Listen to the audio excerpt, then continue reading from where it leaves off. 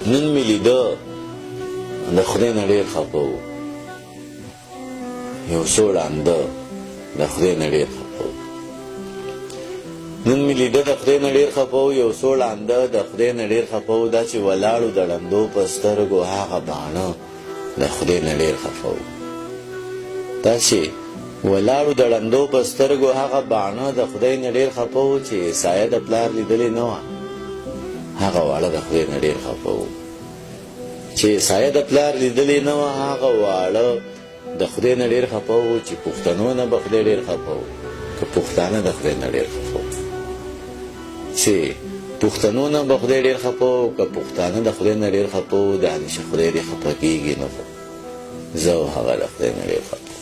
نشه څه د خدای نه ډېر خوشحال دا نشه څه د خدای نه ډېر خفه.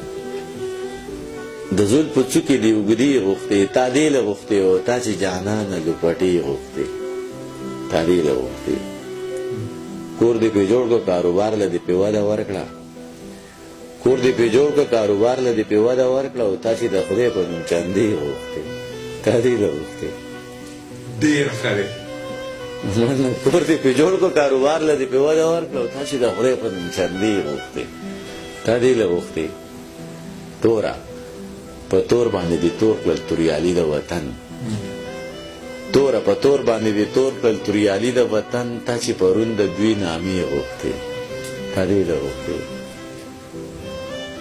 تیل دې بانه کړه او باتۍ دې په اوبو کې کېښوې، تیل دې بانه کړه او باتۍ دې په اوبو کې کېښوې، او تا چې د چم مالک ډېوې غوښتې، تا دې له غوښتې.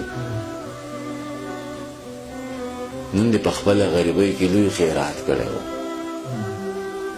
نن دې په خپله غریبۍ کې لوی خیرات کړی و، یتیمه تا چې نن کاسې غوښتې، تا دې له غوښتې. ځان دې سینګار کړو نو ګلان ملان اوس ټول شرمېږي، ځان دې سینګار کړو نو ګلان ملان اوس ټول شرمېږي، او تا چې د ګل په رنګ جامې غوښتې، تا دې له غوښتې. څو شعرونه راته ووایه.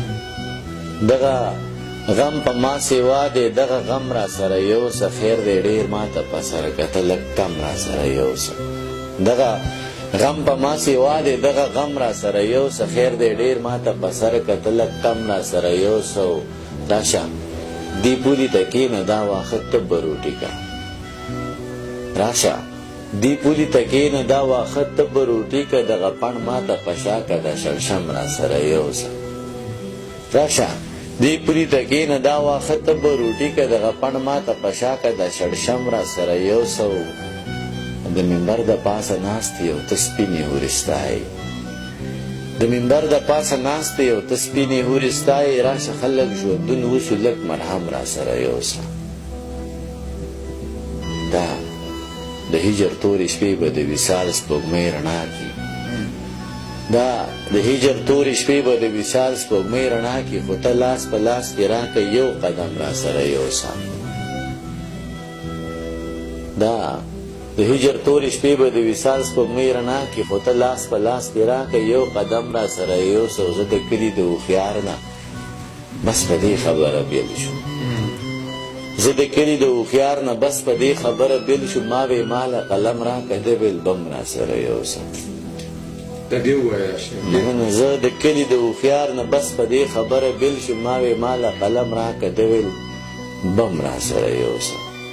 ګرانه تور او تهمت څه وي د ستم اندازه څه ده، نظر خانه ګرانه تور او تهمت څه وي د ستم اندازه څه ده، راشه یو تهمت مې واخله یو ستم را سره یوسه. ګرانه تور او تهمت څه وي د ستم اندازه څه ده، راشه یو تهمت مې واخله یو ستم را سره یوسه. وی د جهل په تیارو کې د روښان فکر خاونده، د جهل په تیارو کې د روښان فکر خاونده، راشه ګران دانشه راشه دا تور دم را سره یوسه. ډېر منم څه راته ووایه مړه ته څه ګپ لګې یاره،